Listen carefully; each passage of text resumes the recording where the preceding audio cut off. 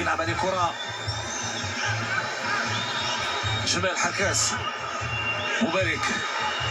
مبارك يغير تماما صوب عبد المنعم بوطويل. انطلاقة خطأ يقول الحكم، خطأ يقول الحكم لصالح فريق الوداد الرياضي.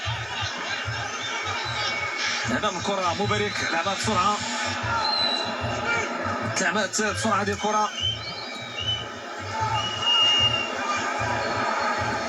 شوف التموضع ديال اللاعبين، شوف هنا الضغط ديال فريق الوداد في الانفاس الاخيره من عمر هذه المباراه مع صعود حمزه الساخي، مع انطلاقه من حمزه الان يستلم الكره يبحث عن الحلول عن تمريره في الخط الهجومي. حمزه الساخي يدخل داخل منطقه الجزاء، كره تلعب تهيأ تسدد ولكن بعيده الى البعد، سددها بقوه، سددها